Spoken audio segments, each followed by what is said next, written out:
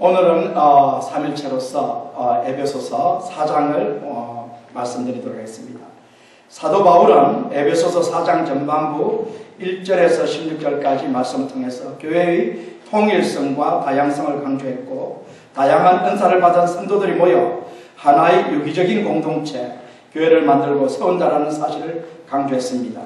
그러므로 우리 각자는 고귀한 은사와 막중한 책임을 가진 교회의 지체임을 인식하고, 우리 각자는 이전의 습관과 삶의 방식에서 완전히 벗어나 새로운 삶을 살아야 할 것입니다. 바울은 에베소 4장 후반부 17절에서 24절의 말씀을 통해서 거룩한 교회의 구성원이 되기 위해 우리가 가져야 할 지침을 주고 있습니다. 그러므로 저는 오늘 이것을 구체적으로 말씀드리도록 하겠습니다. 자, 오늘 말씀은 세 가지로 주제가 나뉘어집니다. 옛 생활을 벗어라. 그리고 두 번째는 새 사람을 입어라. 세 번째는 성령으로 지원받은 새 사람의 모습이 어떠한가. 이 세 가지를 다루게 되겠는데, 자, 먼저 옛 생활을 벗어라에 대해서 말씀을 드리도록 하겠습니다. 자, 여러분 모두 4장 17절을 한번 거기에 보면 읽어보겠습니다. 4장 17절 다시 한번 읽어보겠습니다. 그러므로 내가 이것을 말하며 주 안에서 정언하느니 이제부터 너희는 이방인이 그 마음의 허망한 것으로 행한같이 행하지 말라. 여기서 보면 바울은 어떻게 말합니까? 이것을 말하며,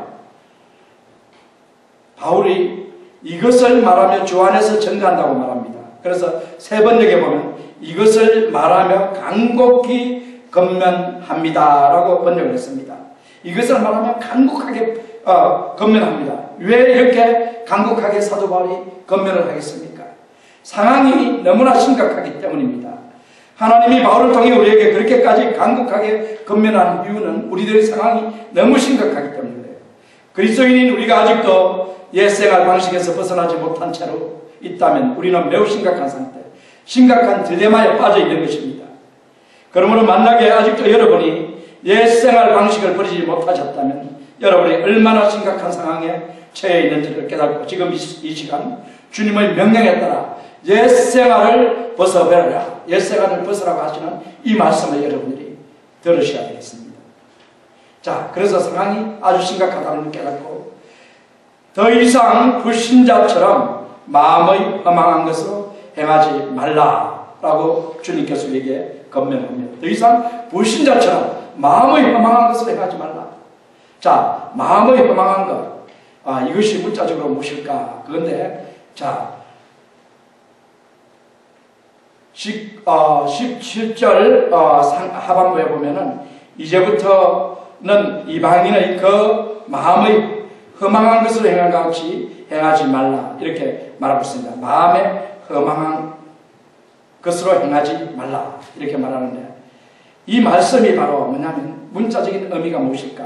그것은 불신자가 그 마음의 행함으로 마음의 허망한 것을 행하는 것, 이것은 바로 뭐냐면 이 문자가 적으로 어떤 의미냐 하면은 루스라는 이 헬라어가 사용됐는데, 마음이 카르디아하고 루스입니다. 카르디아는 뭐냐면 영적인 이 마음, 우리 육체와 바디와 이 마음을 구분하기 위해서 쓰는 용어가 카르디아고, 루스는 뭐냐면 우리의 생각을 결정하고 의지를 결단해서 행동을 옮기도록 하는 이 마음이 바로 루스입니다. 그래서 본문에서는 루스라는 마음을 사용해가지고 허망한 것이라고 이렇게 표현을 했는데, 이게 사전이나 이 사건이나 사물에 대한 이해의 기능을 나타내는 것이 이제 누스인데, 이것을 사용해서 행동을 유도하고 결정하는 마음이 바로 누스라고 우리가 표현했는데, 허망한 것을 나타내는 것은 우상 숭배와 관련되어 있는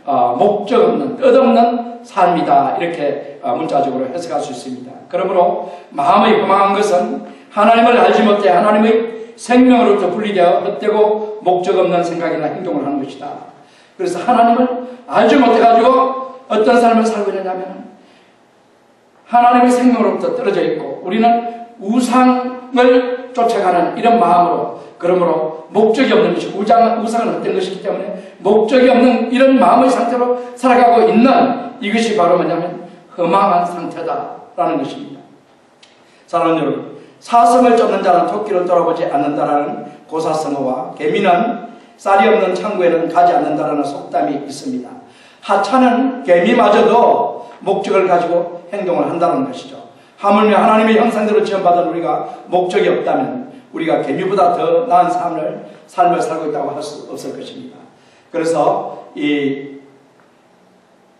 마음의 허망한 것에 대한 문자적인 의미를 제가 말씀드렸는데, 우상을 쫓아 목적 없이 살아가는 삶, 이것이 바로 허망한 것이다. 그러면 오늘 본문 속에서 이 마음의 허망한 것을 행하는 것이 무엇인가, 이것을 말씀드리겠습니다. 19절을 한번 다 같이 읽어보겠습니다. 그들이 감각 없는 자가 되어 자신을 방탕에 방임하여 모든 들어온 것을 욕심으로 행하되. 자, 이 말씀입니다. 자, 그러면 첫 번째 단계가 무엇이냐? 이게 바로 뭐냐면 마음에 허망한 것으로 행하는 것인데, 첫 번째가 무엇일까요? 감각 없는 자가 되었다. 첫 번째 단계는 감각 없이 행하는 것이 바로 마음의 허망한 것으로 행하는 것입니다. 감각. 그래서 감각이라는 것은 무엇이냐면 감각이 없다. 이것은 뭐냐면 죄를 부끄러워하지 않고 죄에 대해서 고통을 느끼지 못하는 거예요. 여러분, 불신자들의 마음이 죄에 대해서 고통 느낍니까? 고통을 안 느낍니다. 우리 성도님들, 성령이 있고 우리 마음이 성령의 인도함을 받는 사람들은, 성령이 내 주 가운데 있는 분들은 죄에 대해서, 죄를 지면 부끄러워하고 고통을 느끼지만 보통 죄에 대해서 부끄러움 없이 행하는 이런 분들이 많이 있죠. 이게 바로 뭐냐면 감각 없이 행하는 행위다. 그래서 마음에 허망한 것을 행하는 첫 번째 단계는 감각 없이, 죄를 부끄러워하지 않고 죄에 대해서 고통을 못 느끼는 것. 이것은 바로 뭐냐면, 왜 그렇습니까? 아담이 범죄를 한 이후에 우리 인간은 하나님께 불순종하고 하나님으로부터 멀어져 버리기 때문에, 하나님으로부터 단절되어 있기 때문에 하나님이 없는 상태에서 죄에 대해서 느낌이 없다는 것입니다. 모두 타락해서 양심의 화인을 맞아서 죄에 대해서 감각이 없고 무감각하게 돼서 죄에 대해서 수치심을 모르는 지경까지 도달했다는 것입니다. 만약에 신자인 우리가 죄에 대해서 수치심과 마음의 고통을 느끼지 못하고 죄를 짓고 있다면 그것은 우리가 영적으로 매우 심각한 중병을 앓고 있다는 것을 말합니다. 만약에 여러분이 이 중병을 앓는다면 성령을 축적하시고 죄를 회개하고 죄에 대한 무감각증에서 벗어나야 돼요. 죄에 대해서 무감각한 이런 마음 상태를 벗어나야 되겠죠. 자, 그러면 두 번째 마음의 허망한 단계는 무엇이냐면 몸을 방탕에 내어 맡기는 거예요. 방탕. 이 방탕이 뭐냐면, 방탕은 아셀게이아로서 NIV에서는 sensuality라고 번역을 했는데 관능성, 유욕입니다. 그리고 뉴 킹제임스 버전에서는 음탕함, 방탕함. 그러므로 도덕적, 윤리적, 성적 제한 없이 방종하게 자기 마음대로 살아가고 있는 이것이 바로 뭐냐면 방탕입니다. 방탕. 그러므로 우리가 마음의 허망한 것으로 행하는 두 단계에 대해 살아야 됩니다. 그것은 불신자가 양심의 하인을 맞아 죄에 대해서 수치심을 모르게 되어 드디어 방탕적, 관능적 본능, 육체의 욕심, 유욕 혹은 성적 쾌락에 자신들의 몸을 팔아버리는 단계입니다. 예수님께서 가시떨기 비유에서 예수님이 씨 뿌린 자의 비유에서 가시떨기 밭에 뿌려진 씨는 자라는 듯 하지만은 그 가시 기운에 맡겨서 열매를 맺지 못한다고 말씀하셨는데, 이때 가시떨기가 무엇입니까? 가시떨기가 가시덩굴이 무엇입니까? 이것이 바로 그 중에 하나가 쾌락, 이 육체의 욕심입니다. 그러므로 이 방탕적인 이 삶이 바로 일종의 가시떨기에 해당되는 것인데, 만약에 우리가 그리스도인이지만 이 방탕적인, 이 쾌락적인 삶, 이 육체적인 삶, 이런 걸 하게 된다면 우리는 열매가 없는 그리스도인의 삶을 살 수밖에 없다는 것을 주님께서 말씀을 하고 있습니다. 그러므로 방탕한 삶, 쾌락을 추구하는 삶은 열매를 맺을 수 없고, 만약에 여러분이 정욕의 노예, 쾌락의 노예로 살고 있다면 지금 당장 그 삶을 버려야 하는 것입니다. 자, 세 번째 단계는 뭐냐면 모든 더러운 것을 욕심으로 향하는 것이다. 첫 번째가 뭐라고 했습니까? 죄에 대해서 감각이 없고, 두 번째는 방탕에 자기 몸을 맡겨버리고, 세 번째는 무엇입니까? 모든 더러운 것을 욕심으로 이제해요. 왜냐하면 이제 방탕의 몸을 방임시켰기 때문에 내가 할 수 있는 모든 더러운 짓을 다 한다는 것이죠. 이 단계가 세 번째 단계입니다.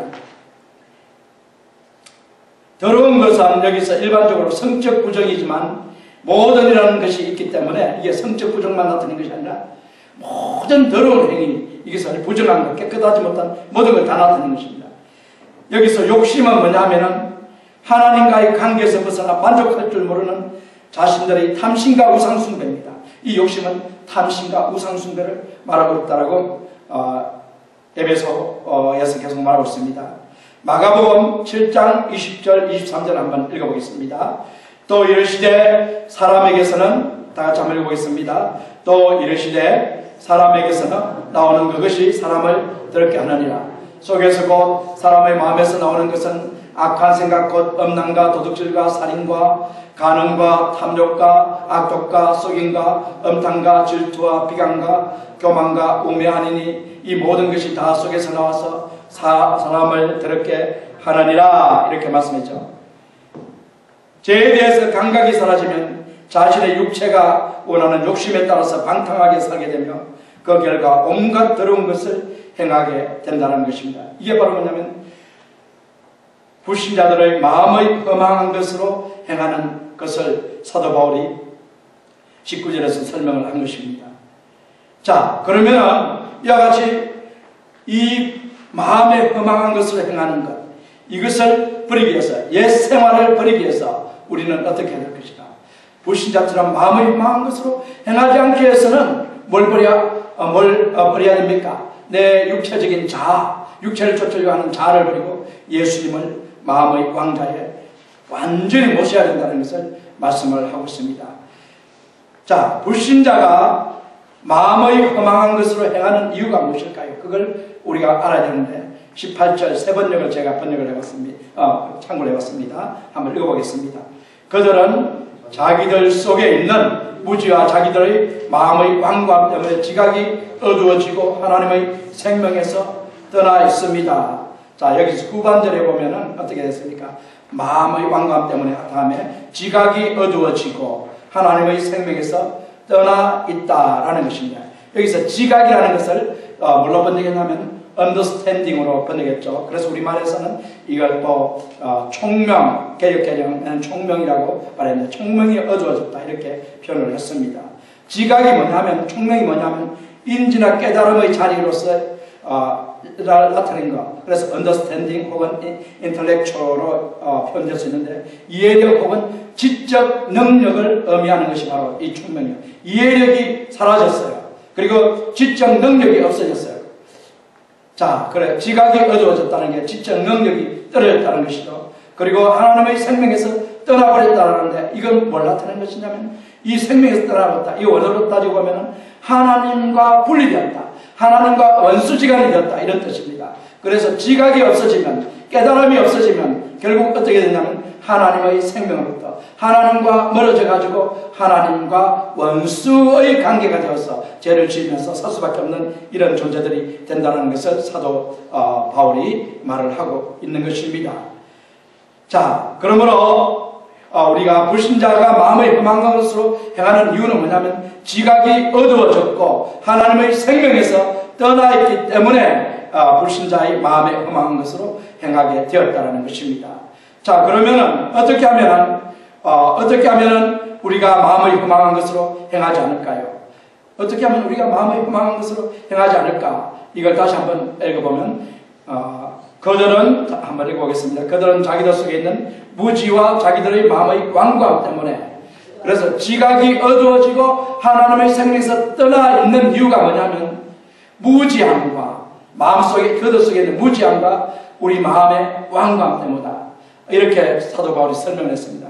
결국 뭐냐면 이 무지가 왜 우리가 하나님을 알지 못하게 되었냐? 이건 아담의 불순종으로 인해서 우리가 타락한 대로 태어났기 때문에 우리가 하나님을 알지 못하는 무지 가운데 살게 된 것입니다. 이런 무지 속에 있었는데 하나님께서는 우리 무지를 깨우쳐 주기 위해서 누구를 보내주시냐면 이 자연은총을 통해서 이 세상 우주 만상을 삼라만상을 통해서 우주를 통해서 하나님이 누구신가 알도록 해주었다라고 로마서 1장에서 말씀하고 있지만 결국 이 무지를 깨울 수 있는 방법을 자연은총을 통해서 주셨지만 이 사람들이 결국 받아들이지 않았습니다. 완고함 때문에 받아들이지 않습니다. 그런 다음에 결국 하나님께서는 마지막 수단으로 독생자 예수 그리스도를 이 땅에 보내셔서 예수님을 믿음으로 말미암아 제사함을 받고 하나님께로 올 수 있는 길을 열어주시고 이제 생명을 얻게 해주시고 이 죄로부터 완전히 해방될 수 있는 길을 열어주셨는데도 불구하고 이 사람들은 완고해져가지고 무지 속에서 더 완고해져가지고 계속 예수님을 부인하게 되어서 결국은 그들의 지각이 어두워지고 하나님의 생명에서 떠나 있게 된 이런 불신자의 상태가 되었다는 것입니다. 그러므로 우리가 마음에 허망한 것으로 행하지 않기 위해서는 우리가 지각이 밝아져야 되고 하나님의 생명을 다시 소유해야 되는데 그것은 바로 무엇일까요? 이 무지에서 벗어나야 되고 완고함에서 벗어나야 됩니다. 하나님께서 우리에게 주신 이 예수 그리스도를 마음에 모시고 우리가 마음 중심의 예수님을 왕자에 모시고 예수님은 안에서 우리가 살아가게 될 때 우리는 하나님께로 다시 갈 수 있고 하나님이 원하시는 이 생명을 소유하고 또 하나님 가운데서 빛 가운데서 우리는 죄를 떠나서 이제는 이 허망한 것이 아니라 분명한 목적 있는 삶 참으로 주님께서 기뻐하시는 이런 삶을 살 수 있게 해주셨다라고 오늘 주님께서 우리에게 말씀을 하십니다.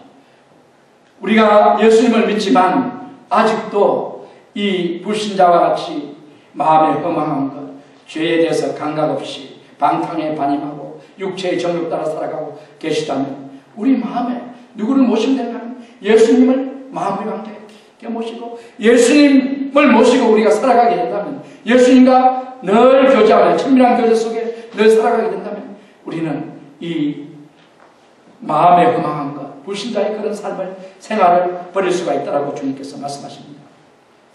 4명의 그리스도인이 어느 날 야고보서를 공부하던 중에 이러므로 너희 죄를 서로 고백하며 라는 이 야고보서 5장 16절 말씀에 감동을 받았습니다. 그래서 죄를 고백하며라는 말에 감동을 받아서 우리 죄를 각자 한번 고백하며 우리 한번 나눠봅시다 라고 네 사람이 그렇게 말을 했어요.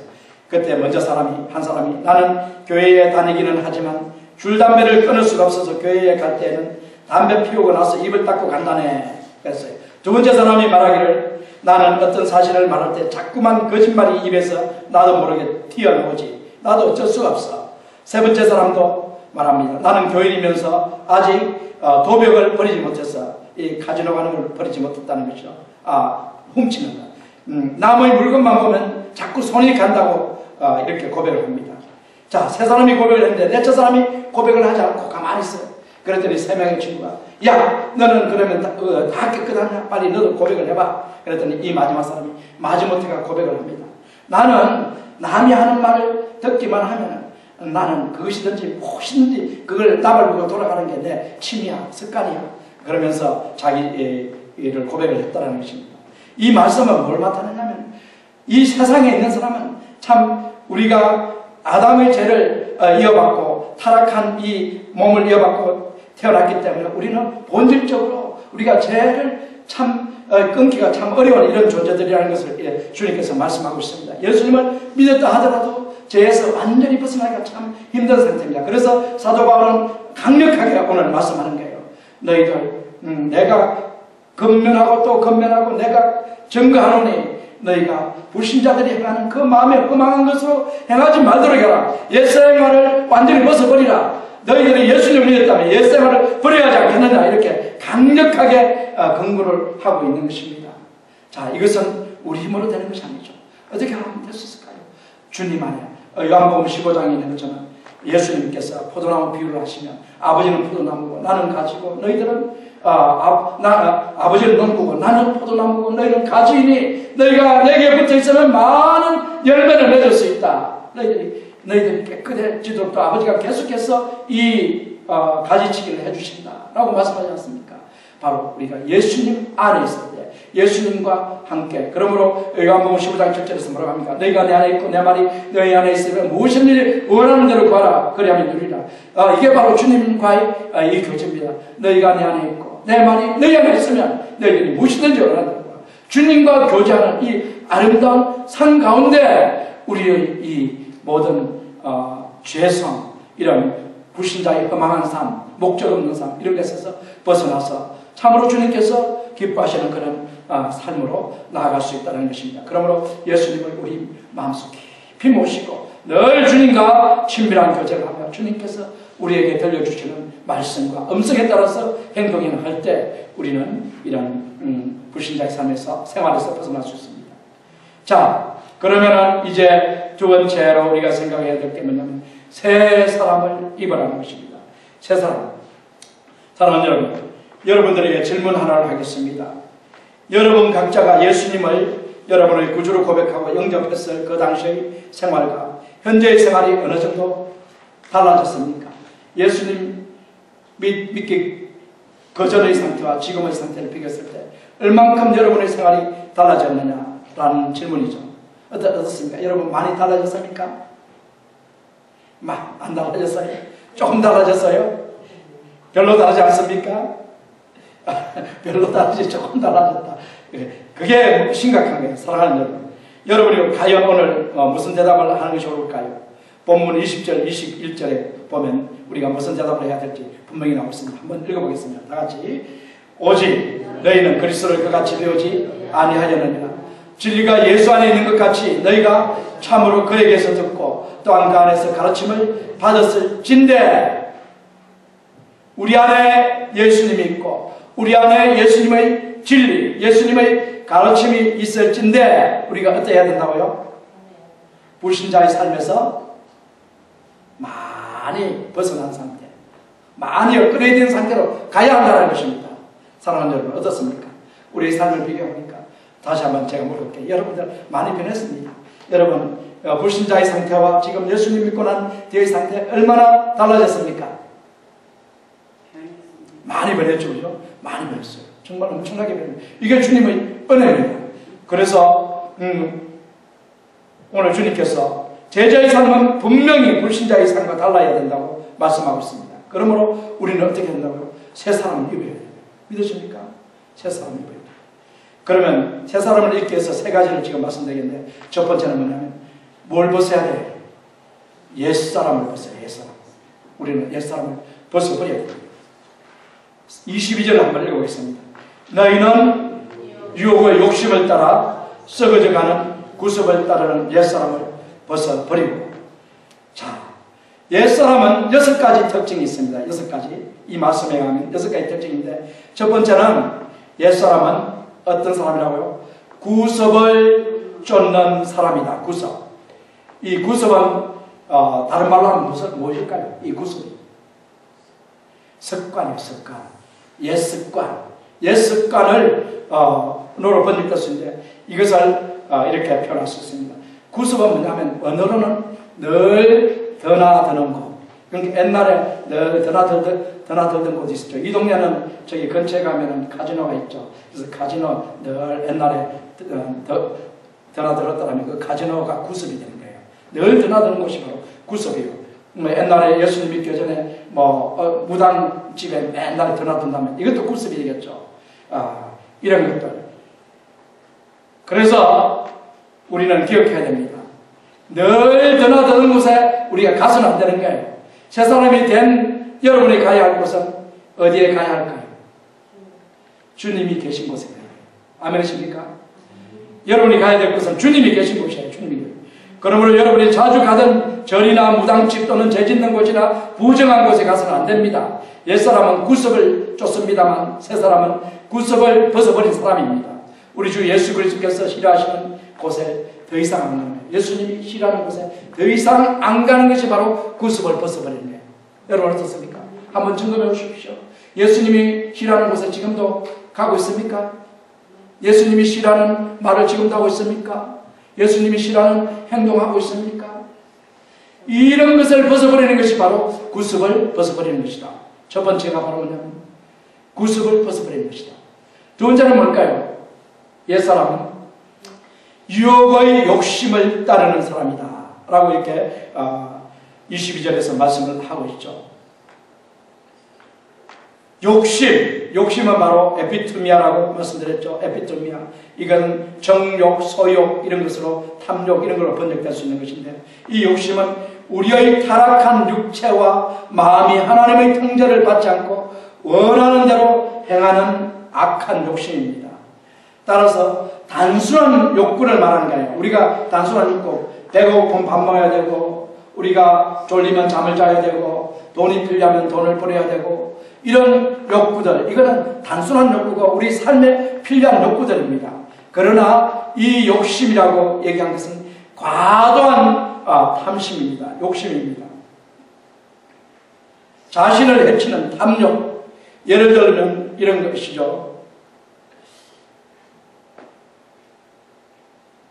과도하게 돈에 집착해가지고 남을 해치는 그런 경우, 돈을 모으려고 물질에 집착하는 경우, 이런 경우가 바로 욕심입니다.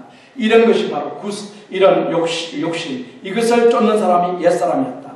카네기는 뭐라 했냐면, 돈 많은 사람일수록 웃음이 많아요, 적어요? 돈 많은 사람일수록 웃음이 적다. 카네기가 이렇게 말했어요. 돈이 많을수록 웃음이 적다. 그러니까 돈이 많은 게 꼭 행복한 건, 행복하고 돈 많은 거하고는 관계가, 이게 비례의 관계가 아니다. 여러분 기억하셔야 돼요.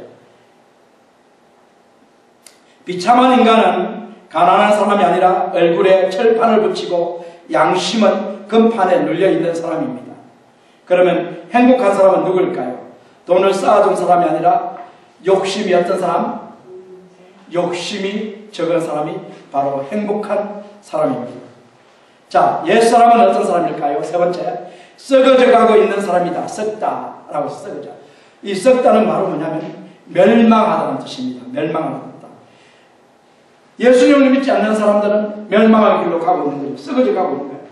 만약에 우리도 이 옛사람을 버리지 못하고 계속 살고 있다면, 우리가 예수님을 믿어 새 생명을 얻었지만 한쪽은 계속 썩고 있는 것입니다. 멸망으로 가고 있는 것입니다.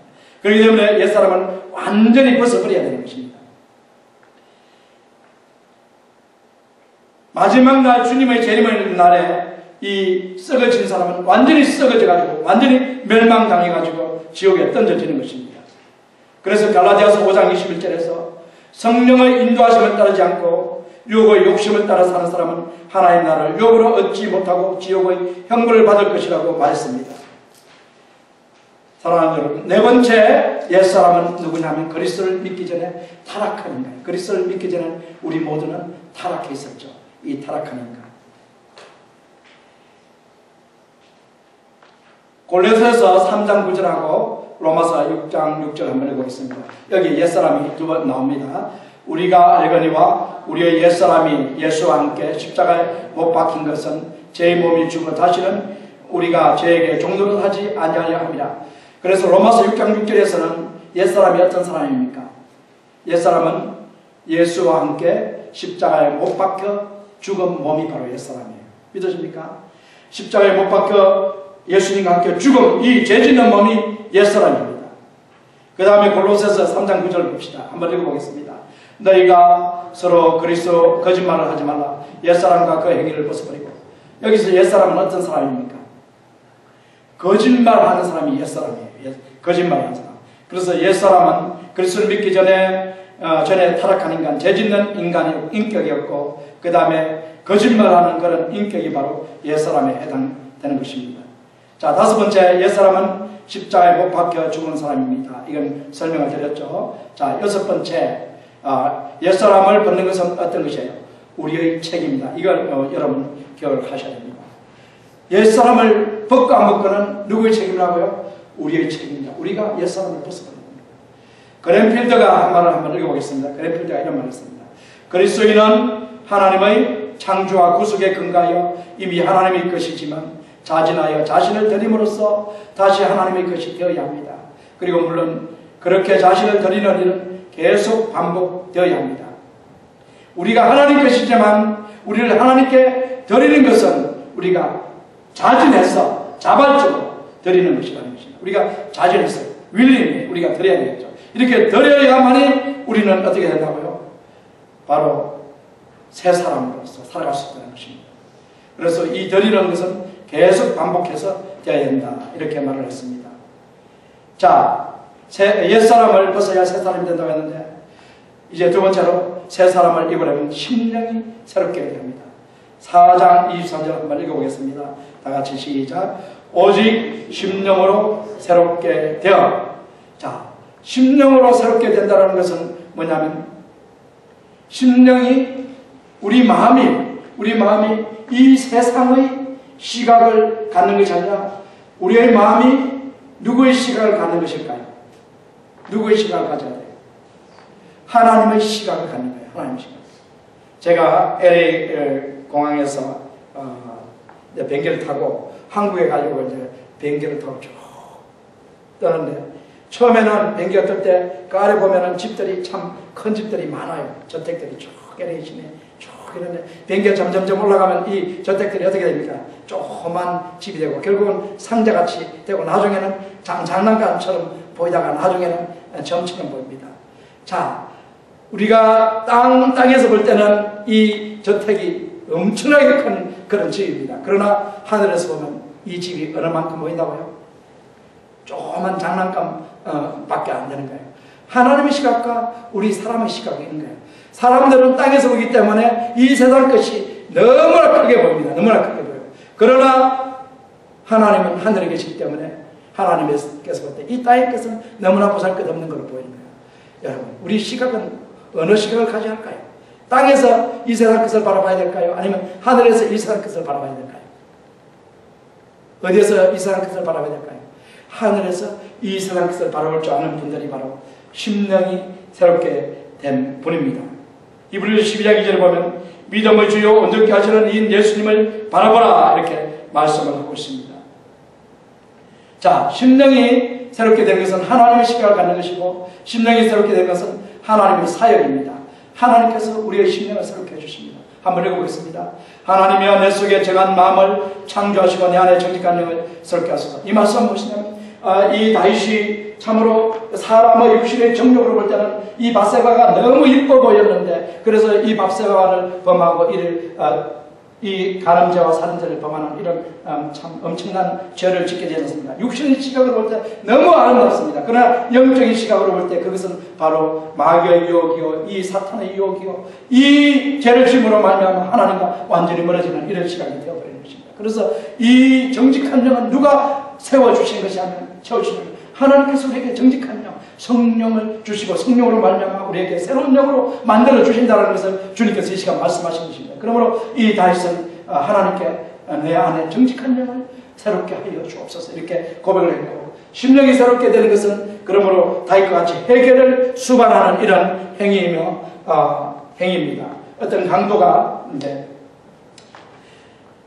이 뉴욕에서 있는데 어떤 신부, 아일랜드 신부가 뉴욕 바오리 지역을 한밤중에 걷고 있다가 강도를 만났는데 지갑을 꺼내려고 코트에 단추를 푸니까 성직자의 복장이 턱 이게 십자가 달린 이 복장이 턱 나옵니다. 강도가 그걸 보더니 신부님이시군요.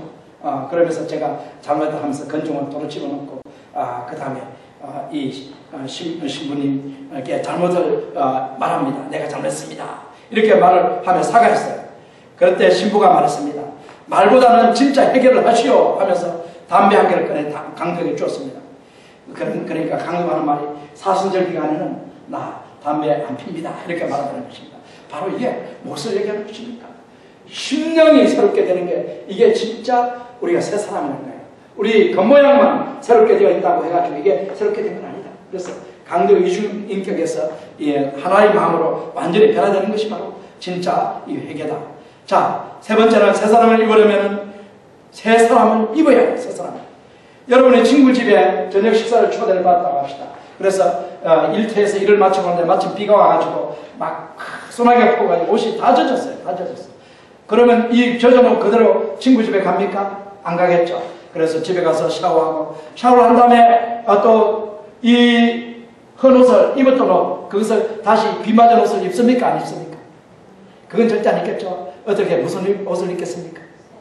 새 옷을 딱 갈아입고 친구가 베푼 이 저녁 식사 초대 가지 않겠습니까? 마찬가지로 우리가 회개했으면 반드시 뭘 입어야 됩니까? 새로운 사람, 새로운 마음, 이걸 완전히 가져야 된다는 것을, 새 사람을 입어야 된다는 것을 주님께서 말씀을 하고 있습니다. 자, 한번 읽어보겠습니다. 하나님을 따라 의와 진리의 거룩함으로 지으심을 받은 새 사람을 입어라. 새 사람을 입어라. 이렇게 말씀을 했는데, 자, 새 사람의 7가지 특징을 지금 말씀드리겠습니다. 자, 첫 번째 특징은 뭐냐면, 새 사람은 누구를 모신 사람이라고요? 생명이신 예수 그리스도를 마음에 모신 사람이다. 예수님을 구주로 믿어 마음에 모시지 않은 사람은 절대로 새 사람이 될 수 없습니다. 고린도서 5장 17절에 뭐라고 합니까?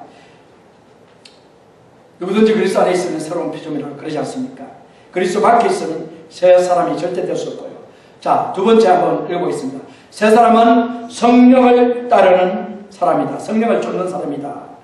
옛 사람은 육신을 쫓았지만 새 사람은 성령을 쫓아 사는 사람이다. 이렇게 말씀을 하고 있습니다.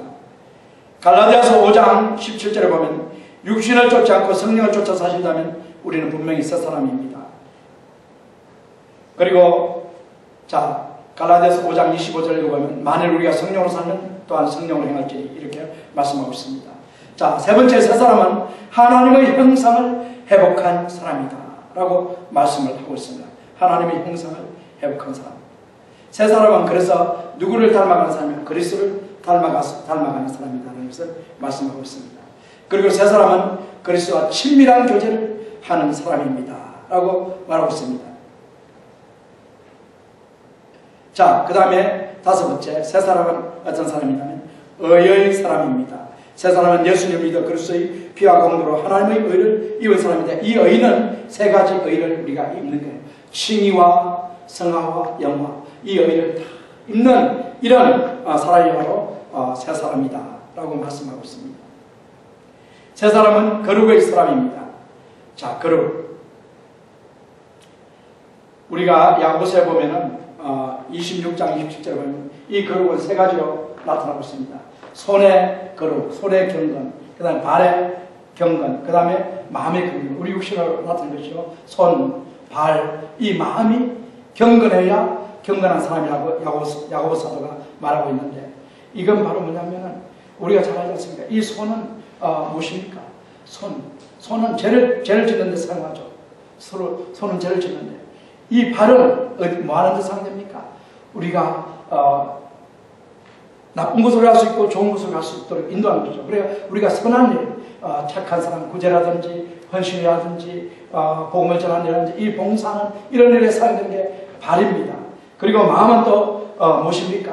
이 마음 속에 모든 더러운 것이 채워질 수 있고, 마음 속에 예수님을 믿어도 새로운 양심으로 선한 것이 채워질 수 있습니다. 그래서 마음 속에 마음을 깨끗이 하는 것이 바로 마음의 근간이라고 이 야고보 사도가 말하는 것입니다.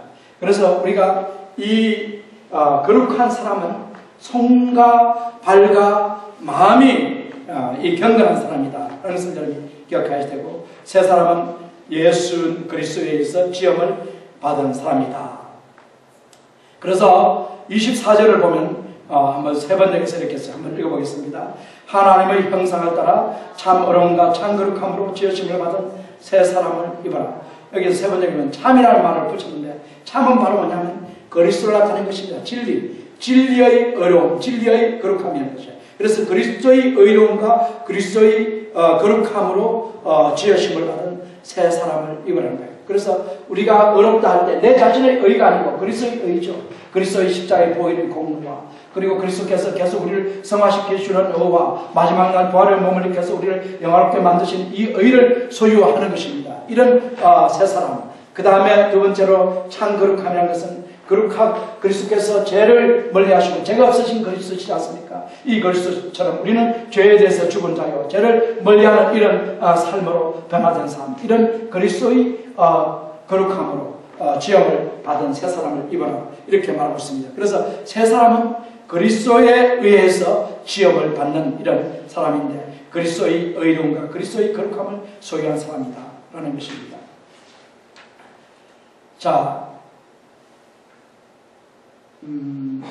시간이 거의 한 시간이 됐는데요. 한 시간 됐는데, 자, 성령으로 지원받은 사람에 대해서 간단하게 5가지만 결론적으로 말씀을 드리고 말씀을 마치도록 하겠습니다.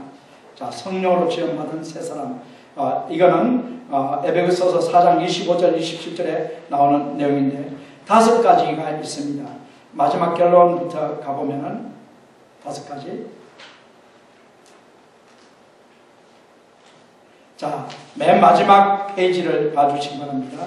맨 마지막 페이지를 보면 성령으로 지원받은 세 사람은 첫 번째는 뭐냐면 거짓을 버리고 진실을 말하는 사람이다. 이렇게 사도 바울이 말을 하고 있습니다. 그 다음에 두 번째는 화를 버리는 사람이다. 화를 버리는 사람이다. 세 번째는 선을 행하는 사람이다. 라고 말하고 있고요. 네 번째는 덕을 세우는 말을 하는 사람이다. 이렇게 말을 하고 있습니다. 다섯 번째는 인자와 긍휼로 용서하는 사람이다. 라고 이렇게 말하고 있습니다. 그 내용이 보면, 이 내용 구체적인 것은 제가 나눠드린 그 노트에 구체적으로 진실을 말하고 거짓을 말하고 이 내용 이게 어떤 것들인가를 다 설명했습니다. 화에 대해서도 설명을 했고 선을 행하는 것에 대해서 설명을 했고 덕을 세우는 말, 더러운 말을 하지 말라는 것에 대해서도 말씀을 했습니다. 그리고 인자긍휼로 가장 중요한 것이 바로 우리 공동체에서는 인자긍휼로 용서하는 것이라는 것에 대해서 말씀을 드렸습니다. 자, 오늘 여기까지 말씀을 하도록 하겠습니다. 자, 우리 다 같이 오늘 이 말씀을 붙잡고 기도하는 시간을 갖겠습니다. 우리가